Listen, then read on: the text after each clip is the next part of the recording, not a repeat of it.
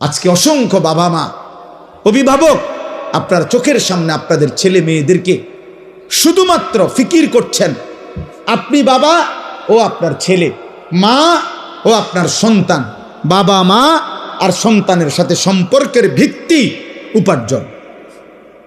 উপার্জন বাবার একটাই ফিকির, বয়স হয়ে গেছে এখনো টাকা রোজগারের কোনো বুঝ হইল না, তাড়াতাড়ি হয় বিদেশ পাঠাও, নইলে কিস্তিতে পারো, সুদে পারো, 2 নম্বরই করে পারো, 6 নম্বরই করে পারো, কোনো না কোনোভাবে ফুলাটার একটা লাইন ধরায় দাও। লাইন মানে টাকা, লাইন ধরায় দাও মানে টাকা। 12 লাখ টাকা লাগবো ইটালি, কোনো অসুবিধা নাই। কোন দিন? সর্বোচ্চ 12 দিন সময়। চাচাই ঠিকই জমি বেচ চালাইছে 6 লাখ টাকা, 3 লাখ টাকা সুদে নিছে, 3 লাখ টাকা কিস্তিতে নিছে, নিয়ে 12 লাখ টাকার ব্যবস্থা 12 দিনের মধ্যে ব্যবস্থা হইয়া ফুতে ফ্লাইট হয়ে গেছে। মানুষের দ্বারে বলে দিছে খাস করে দোয়া করবেন, আল্লাহ আল্লাহ করে ফোলাগারে বিদেশ পাঠাইছে। অত সামনে তো আল্লাহ আল্লাহ করে পাঠান নাই, সুদে না পাঠাইছে। আমনে তো আল্লাহ আল্লাহ করে পাঠান নাই, কিস্তিতে পাঠাইছেন হারাম দিয়ে। হারাম কেন হারাম নিলেন? আমনে লুভি, দুনিয়া লুভি, আমনের সম্পদ লুভি। আমনের ফুতে বুঝছেন, আমনও বুঝছেন না আর কি। আমনের কলজার ভিতরে হইল ছেলে আমার টাকা উপার্জনের মেশিন, অরে দিয়া আমি যদি টাকা রোজগার করতে পারি তাহলে বিল্ডিং করতে পারবো, জমি কিনতে পারবো, দুনিয়া ভোগ করতে পারবো। আখেরাত আপনিও ভুলে গেছেন, আখেরাত আপনার সন্তানও ভুলে গেছে। নাহলে ইমানদার মুসলমান, কোন মুসলিম বাবা ইমানদার 1000 বার পৃথিবী থেকে জান যাবে কিন্তু হারাম তো নিতে পারে না, হারাম তো নিতে পারে না। ওই যে বললাম আমরা এটা বুঝছি যে সন্তানের টাকা পয়সা, সন্তানের কামাই রোজগারির ব্যবস্থা করা এটা আমি বাবার একক দায়িত্ব। এটা আল্লাহ পারবে না। আল্লাহ ছোটবেলায় মার বুক থেকে দুধ পান করাইছে, এটা যদিও পারছে, ছোট্ট থাকতে পারছে, আল্লাহ 16 বছর 18 বছরের সন্তানকে আর লালন পালন করতে পারবে না। নাই তো ইনসাফ করেন, নাহলে একজন বাবা এখন প্রতিবাদ করেন, যদি কেউ সুদ নিয়ে থাকেন, কিস্তি নিয়ে ছেলেরে বিদেশ পাঠাইয়া থাকেন, তো আমনে এখন দাঁড়াইয়া প্রতিবাদ করেন যে আমি আল্লাহর জন্য পাঠাইছি, আখেরাতের জন্য পাঠাইছি সুদে।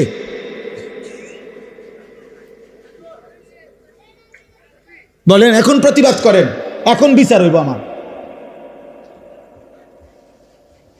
কিস্তিতে টাকা নিছেন কেন? তাইলে সুদে টাকা নিলেন কেন?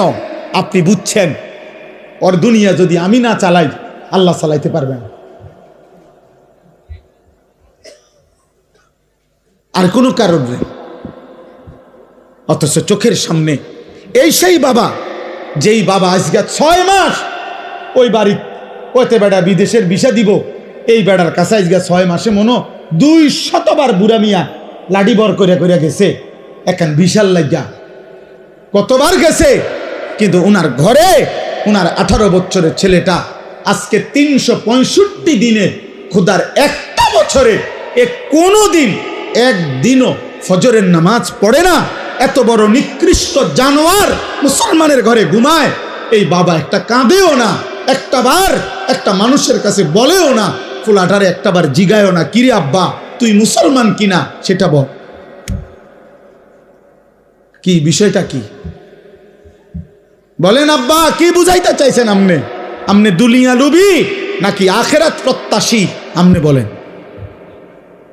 আপনি যদি আখেরাত বুঝতেন, আপনি যদি কবর বুঝতেন, আপনার ঘরে আপনার সন্তান 365 দিনের এক বছরে কোনোদিন ফজরের নামাজ পড়বে না, কোনোদিনও না। এ মুসলমান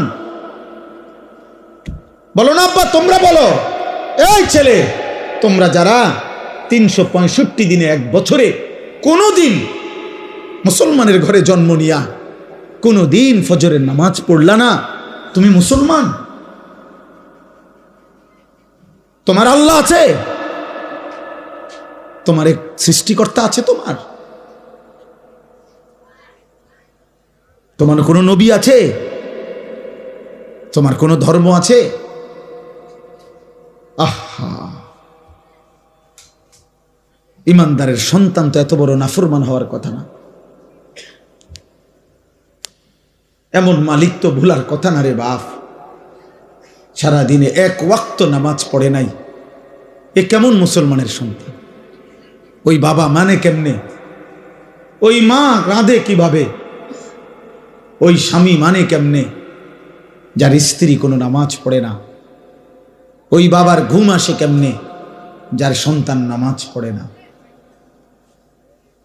আল্লাহ নবী সাল্লাল্লাহু আলাইহি ওয়াসাল্লাম বলছেন, এশার নামাজ এবং ফজরের নামাজ যে পড়ে না, নবীজি বলছে সে মুনাফিক। একাধিকবার বলছে নবী, একাধিকবার, একাধিক হাদিসে নবীজি বলছে সে মুনাফিক, মুনাফিক, মুনাফিক। এশার নামাজ এবং ফজরের নামাজ যে পড়ে না, লা ইয়াশহাদুহুমা মুনাফিকুন, নবীজি বলছে এশা এবং ফজরের জামাতে আসে না, মুনাফিক। বিশুদ্ধ হাদিস। ইন্না আসকালা সালাতিন আলাল মুনাফিকিন সালাতুল ইশা ও সালাতুল ফজর। ওই ছেলে, এই বেটা, মোবাইল ওলা ছেলে, সরো এখান থেকে, যাও এখান থেকে বেটা।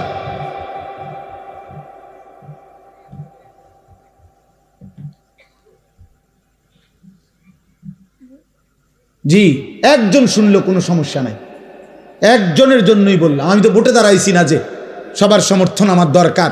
আপনাদের প্রত্যেকের একটি ভোট আমার খারাইয়া মতেন আর বইয়া মতেন, এটা দেখার বিষয় না। আমার ভোট দরকার না, না, আমি ভোটের জন্য আসি নাই, আল্লাহর কথা বলতে আসছি, আখিরাতের জন্য আসছি। তোমরা একটা ছেলে বলো আব্বা বিষয়টা কি, কি বুঝাইতে চাচ্ছ? আমি দাঁড় করাই। এই এখন এখানে যদি 200-400 ছেলে বসে থাকো, যদি তোমরা 300 ছেলে হও, 500 ছেলে হও, 200 ছেলেও যদি হও, তো তোমাদের অধিকাংশ ছেলে বেনামাজি, চেহারা দেখলেই বোঝা যায়। এমন পাষাণ হইলা কেমনে বাপ? এমন মালিক রে সেজদা দিলা না কেমনে? একজন বক্তার চেহারা দেখে কি হবে আব্বা? অন্ত দেখলা ভাইয়া, আমি হাত জোড় করে বলি, নওজওয়ান, আমার তো দেখছো, আমি আসছি, খালাস, দেখা তো হইছে, চেহারা তো দেখলা, অতএব বেনামাজি, এবার তুমি চলে যাও, আমি অনুমতি দিলাম, যাও বাবা, চলে যাও। যার কপালে সেজদা নাই, একটা সেজদা যে দিল না, ও তো আল্লাহর দুশ্মন। ওর ভালোবাসা দিয়ে আমি করবো কি? আমার লগে ছবি উঠাইবা, আমি আসি, ছবি উঠাও, ছবি উঠাইয়া ফেসবুকে দাও। কোনো বিবেকবান মানুষ বলবে, হে যুবক, হয় তুমি হুজুরের মতো না হুজুর তোমার মতো, বলো একটা করো, হয় হুজুরকে তোমার দিকে নাও, হয়তো তুমি হুজুরের দিকে আসো, একদিকে হও। বলবে না? কথা বলে না, বলবে না? বলো না বাপ। অতএব আমি এটা বুঝাইতে চাইলাম, আপনাদের বাবাদেরকেও বললাম, আজ স্বার্থপর মা বাপ শুধু সম্পদের হিসাব মিলাইতেছেন। আপনার চোখের সামনে 20 বৎসর যার স্ত্রী পর্দা করে না, এটা কোনো বেডই? তুমি বেটা কোনো স্বামী বেটা, কাপুরুষ তো এত কাপুরুষ হয় না বেটা। মুসলমান তো দূরে থাক, আত্মমর্যাদা যার আছে, আত্মসম্মান, আত্মবিবেক,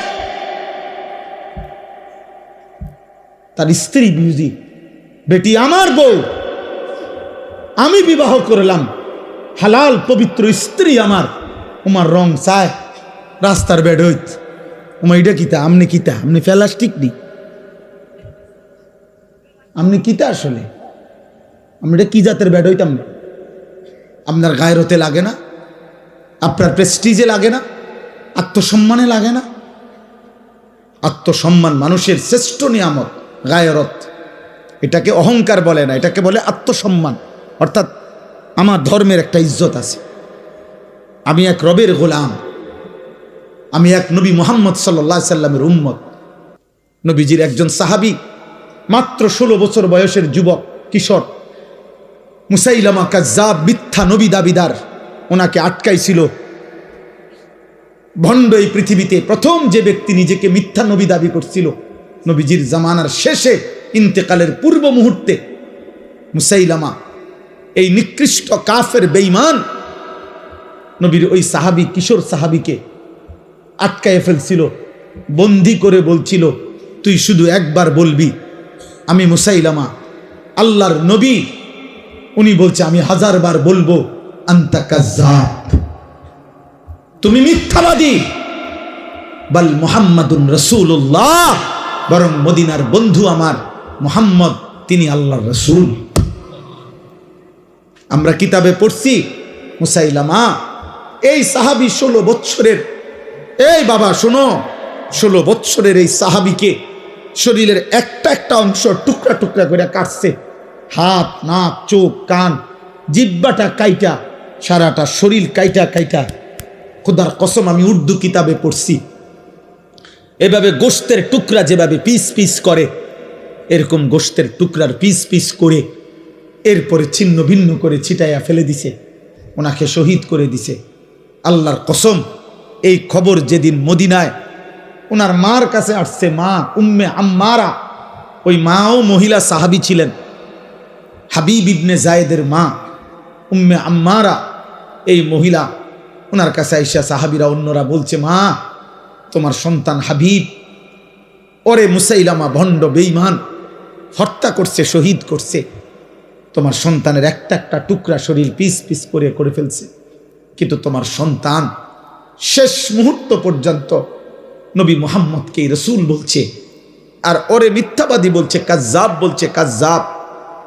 আল্লাহর কসম, ওই মা একটা চিৎকার দিয়া বলছে, লিহাযাল ইয়াউম আরদাতুহু, মদিনাবাসী এমন একটা দিনের জন্যই আমি আমার সন্তানকে বুকের দুধ পান করাইছি। আমার সন্তান আমার বুকের দুধের হক আদায় করছে। আমি 2 বৎসর বুকের দুধ পান করাইয়া আমার দিলের স্বপ্ন ছিল সন্তান আমার আল্লাহর জন্য জান দেবে, আমার রসুলের মহব্বতে জীবন দিবে। আমার সন্তান জান দিছে, শহীদ হইছে, আমার দুধের হক আদায় করছে। আমার মা, আমি সার্থক মা, আমার সন্তান শহীদ হয়েছে। আজকে তোমরা যুবক যারা, তুমিও একবার বলো তো তোমার মারে এখন জিগাইবা যাইয়া, তোমাদের যাদের মা আছে, যে মা 2 বৎসর আপনি বুকের দুধ আমারে পান করাইছেন, কতবার আমারে বুকে, ওই যে দেখেন উনি ওনার সন্তানকে বুকে জড়ায় রাখছে। এইভাবে প্রতিটা সন্তান বাপ তোমাকে তোমার মা 1000 বার, লক্ষ বার বুকে জড়ায় রাখছে, কতবার আদর করছে, চুমা দিছে গালে মুখে, গালে মুখে। সেই ছোট্টবেলায় বাবা কতবার আদর করছে, কত জনের দেখাইছে, আমার ছেলেটার একটু হাত মুছা দেন, দোয়া করে দেন, আল্লাহ যেন আমার ছেলেটারে মানুষ বানায়। কত মা কত স্বপ্ন দেখছে, খালার কোলে দিছে, ফুফুর কোলে দিছে, দাদির কোলে দিছে, নানির কোলে দিছে, ওই ঘরের মার কোলে দিছে, বুবুর কোলে দিছে।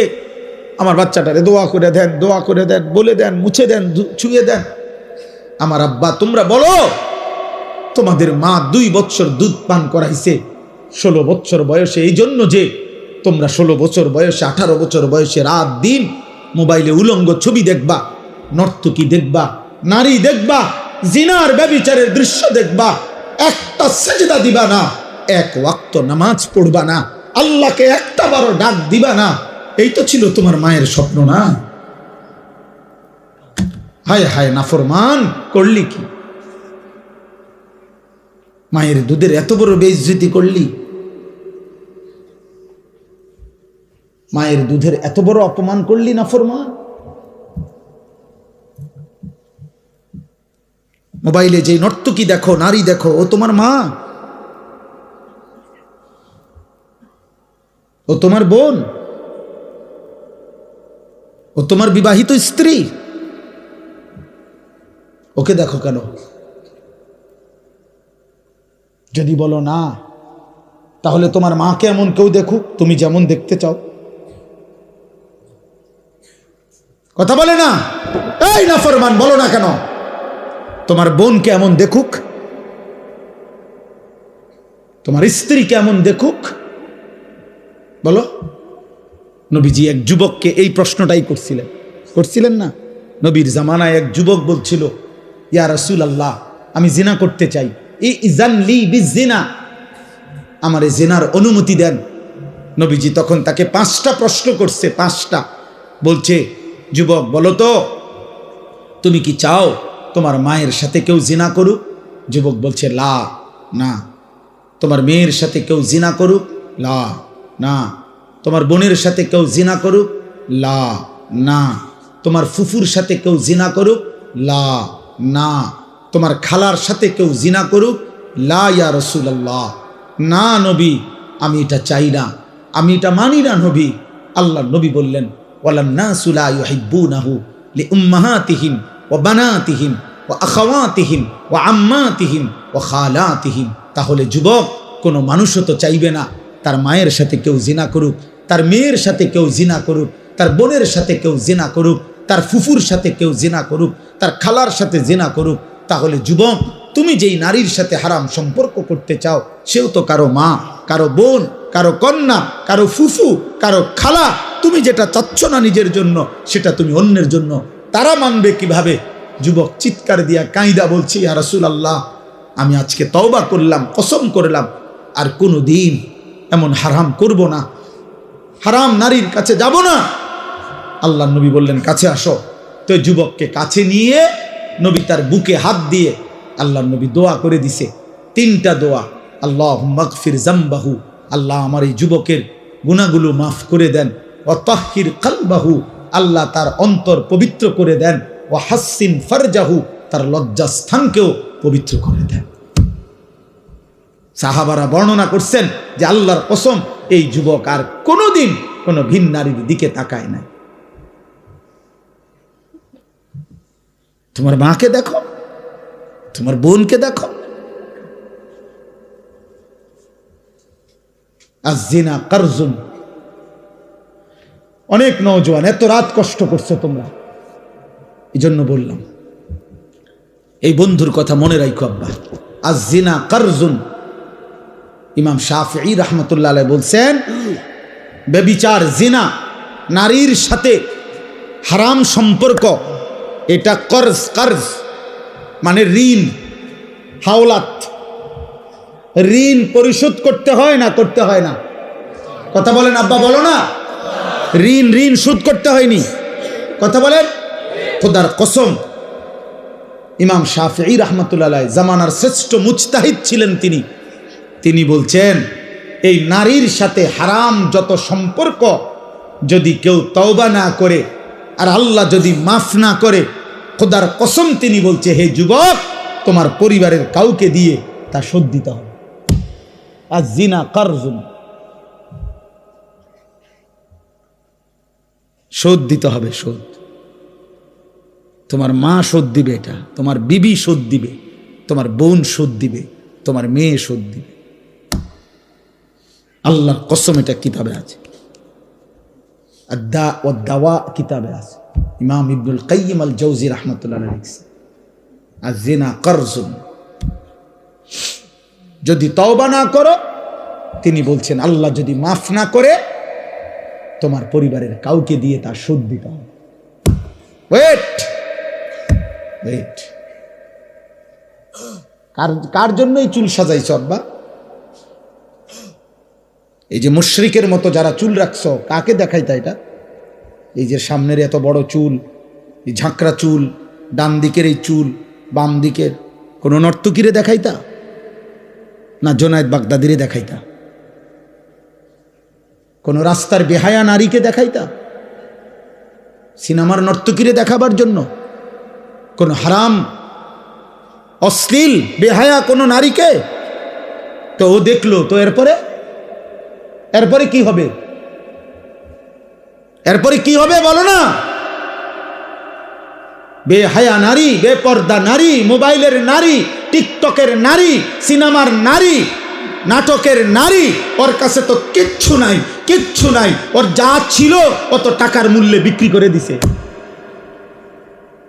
অত পয়সা মূল্যে জীবন বিক্রি করে দিছে, যৌবন। ওর কাছে আছে কি আর? তুমি আর পাইবা কি সেটা? ও তো তোমার জন্য সাজে নাই, ও তো টাকার জন্য সাজে। ও তোমার জন্য নাচে না, ও টাকার জন্য নাচে। ও তো তোমার জন্য গায় না, টাকার জন্য গায়। ও তোমার জন্য অভিনয় করে না, ও তো টাকার জন্য অভিনয় করে। ও তো নিজেই বলে আমি একজন অভিনয় শিল্পী, আমি মূলত আসল কিছু না, আমি অভিনয় করি, অভিনয় অভিনয়, আমি ধোকা দেই, ধোকা ধোকা। নাকি বলেন ভাই? মুজিব ভাই কর অভিনয়, হে নিজে কয় নাই? সেই তো বলতেছে আমি অভিনয় শিল্পী, আমি অভিনেতা, আমি অভিনেত্রী, মানে আমি অভিনয় করি, আমি ধোকা দেই, আমি আসল না, আমি আসল না। অতএব দয়া করে রাত গভীরে কষ্ট করছেন প্রিয় নওজোয়ান, মায়ের হক আদায় করো, রবের হক আদায় করো। আলহামদুলিল্লাহ রব্বিল আলামিন। আল্লাহ বলছে বান্দা সমস্ত প্রশংসা আমি আল্লাহর জন্য।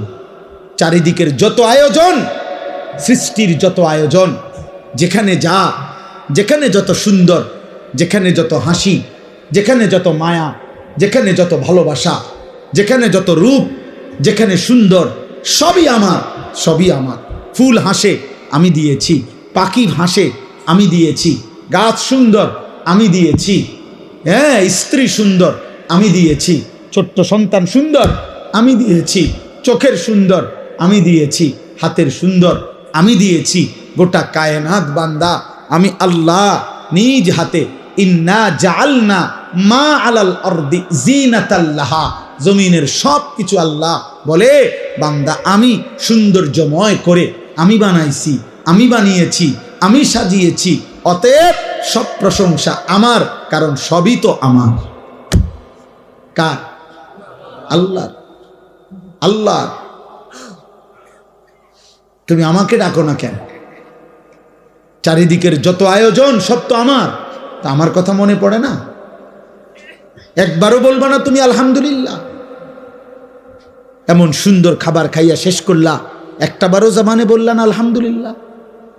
6 ঘন্টা ঘুম থেকে জেগে উঠলা, একবারও বললা না আলহামদুলিল্লাহ?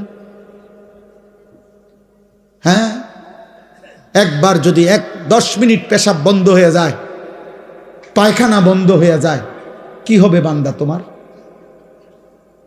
হার্টের সার্কুলেশন যদি বন্ধ হয়ে যায়, কি হবে বান্দা তোমার? রক্তের শিরা উপশিরায় চলমান ধারা যদি বন্ধ হয়ে যায়, কি হবে তোমার? আমার ড্রাইভার, তার ছোট্ট বাচ্চা মেয়ে হয়েছে নতুন, আজকে 1.5 মাস, 1.5 মাসের মতো, সামান্য বলতেছে হার্টে সামান্য একটু সমস্যা। আজকে 1.5 মাস ধরে হসপিটালে, জন্মের পর থেকে বেচারা 1-2 দিন গাড়ি চালায়, আবার অন্য আমার আরেক ড্রাইভার ভাই চালায়, আবার আসে আবার যায়। তাইলে এই সামান্য একটু স্বাভাবিকতার এলোমেলো হলে তামাম দুনিয়া দিয়েও তো কুলাইতে পারত না। আল্লাহ ভালো না রাখলে, আল্লাহ সুস্থ না রাখলে, আগামীকালকের ভোর যদি না ওঠে, দোস্ত আমার সারাদিনে 1 ওয়াক্ত নামাজ পড়লা না, দিন রাত মোবাইলে নারী ছবি অস্থির দৃশ্য দেখে রাতের 3টা পর্যন্ত ঘুমাইলা, এই ঘুম যদি না ভাঙ্গে, এই রাত যদি আর ভোর না হয়, তোমার চোখ যদি আর না মেলে আব্বা, তাহলে একটা ওয়াক্ত সেজদাও দিলা না, শরীরটাও নাপাক ছবি, নাপাক দৃশ্য, হারাম নারীর ছবি দেখতে দেখতে, হারাম কল্পনা করতে করতে, হয় নিজের হাত নাই তো বাস্তবতার শরীর হারাম বীর্যপাত করে নাফাক করে দিলা, নষ্ট করে রাখলা, এইভাবে জন্তু জানোয়ারের মতো ঘুমায় রইলা। এই ঘুম যদি আর না ভাঙ্গে, এই রাত যদি আর ভোর না হয়, এমন কি হইতে পারে না? ফিলিস্তিনের কত বাচ্চা রাত্রে ঘুমাইছে আর জাগে নাই, এমন হয় নাই? গাজার কত সন্তান, মায়ের কোলে এমন সন্তান, বাবার কোলে এমন সন্তান হারিয়ে যায় না? মাত্র 2 বৎসরে গাজায় 75,000-এর চাইতে বেশি ইমানদার মুসলমান শাহাদাত বরণ করছে। এমন শাহাদাত, এমন মৃত্যু আমাদের কি হইতে পারে না? অতএব আমি অনুরোধ করি, একটা ছেলেকেই বললাম, যদি বিবেক থাকে আজকে সেজদা দাও, আজকে এখান থেকে গিয়ে ঘরে যাইও না, মসজিদে যাও। পূর্ব জামানার এক ডাকাত সর্দার ছিলেন সমরকন্দের, আমরা কিতাবে পড়ছি, ফুজাইল ইবনে ইয়াজ।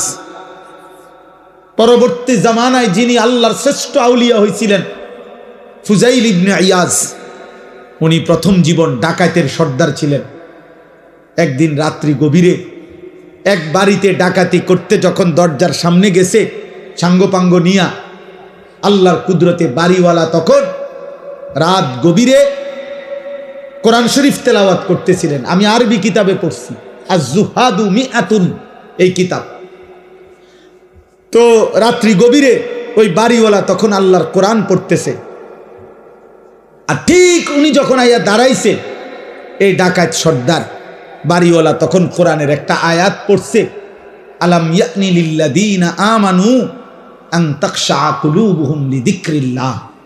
হে আমার মুমিন বান্দা, আমি আল্লাহর স্মরণে, আমার বন্দিগি, আমার জিকিরের জন্য তোমার দিলটা নরম হওয়ার সময় আজও কি হয়নি? আর সেজদা দিতা না বান্দা আমারে? 30 বছর হয়ে গেল সুদ খাইতেছ, ছাড়তা না এটা? তাইলে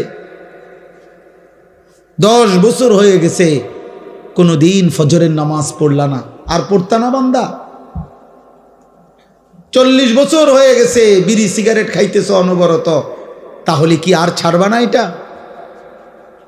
60 বছর হয়ে গেছে কথায় কথায় গালিগালাজ করো, এই বদভ্যাস কি বান্দা আর ছাড়বা না? তাইলে 25-20 বছরের মা বোন আজ 20 বছর ধরে বেপর্দা চলতেছেন, তাহলে আর পর্দা করতেন না? 30 বছর ধরে যেই ঘরে টেলিভিশন চলে, প্রতিদিন নাটক, সিনেমা, নর্তকীর ছবি চলে, ছেলে মেয়ে নাতি নাতি দেখে, হে বাবা, এই ঘরে কি আর তাহলে টেলিভিশনের আওয়াজ বন্ধ হবে না? এই গুনাহ আর থামবে না? তাইলে আল্লাহ জানতে চাচ্ছে, বান্দা তাহলে কি আর ফিরবা না? এ কথাইটা উনি শুনছে, শুই নাই, কিতাবে লিখছে ফাওয়াকাফা, ফুজাইল থেমে গেছে, আর দরজায় হাত দেয় নাই, ভাঙে নাই, ডাকাতি করতে বলে হাত দেয় নাই। ফাআদবারা, পিছনের দিকে চলে আসছে, আয়েশা 2 হাত তুলে একটা চিৎকার দিয়া, গভীর রাতে চিৎকার দিয়া বলছে, বালা ইয়া রব্বি কদ আনা, এই রব সময় হয়েছে মাওলা, সময় হয়েছে রে মাওলা, আমি ছেড়ে দিলাম না ফরমানো, আমি ছেড়ে দিলাম, আমি করব না আর ডাকাতি। এরপরে উনি তওবা করে, রাত্রি গভীরে তওবা করে সেদিন থেকেই ভালো হয়ে গেছেন। পরে এই সমরকন্দ, রাশিয়ার একটা এলাকা, ওইখান থেকে হিজরত করে মক্কায় আল্লাহর ঘর কাবার পাশে, এরপরে বাকি হায়াত, মৃত্যু পর্যন্ত তিনি বাকি হায়াত কাটাইছেন। ফুজাইল ইবনে ইয়াজ সাইয়্যিদুল আউলিয়া, আউলিয়াদের সর্দার হইছেন। ওই জামানার খলিফা ছিলেন উনি, যখন মক্কায় ছিলেন, পরবর্তীতে আউলিয়া বুজুর্গ হইছেন এই ডাকাত সর্দার। তখন খলিফা ছিলেন মারওয়ান ইবনুল হাকাম। ওই কিতাবে লিখছে, পরবর্তীতে এই ডাকাত সর্দার যিনি আল্লাহর ওলি হইছেন, এই ডাকাত সর্দার ওলি যিনি হলেন, ওনার কাছে একটু দোয়ার জন্য ওই জামানার এই ইসলামী খেলাফতের যিনি খলিফা ছিল মারওয়ান, সে আসতো ওনার সাথে সাক্ষাৎ করতে। আর আয়েশা সর্বপ্রথম হজরতে ফুজাইলের 2টা জুতা বুকের মধ্যে নিয়ে লাগায়া হজরত ফুজাইলের সামনে দাঁড়াইয়া বলতো, হজরত, এই বাদশাহ মারওয়ান আপনার কাছে একটু দোয়ার জন্য আসছে। যিনি খলিফা, যিনি বাদশাহ। এজন্য প্রিয় ভাই, রহম করো, রহম করো, এমন সুন্দর জীবন নষ্ট করো না, এমন মালিক বইলো না। আল্লাহ বলছে, রব্বিল আলামিন, আমি গোটা জগৎ সমূহের প্রতিপালক, আমি রব, আমি শুধু সৃষ্টিকর্তা না, আমি শুধু বানাইয়া ছেড়ে দেই নাই, আমি লালন করি, পালন করি, আমি রব, আমি শুধু সৃষ্টিকর্তা না। আমি শুধু ছেড়ে দেই নাই, বরং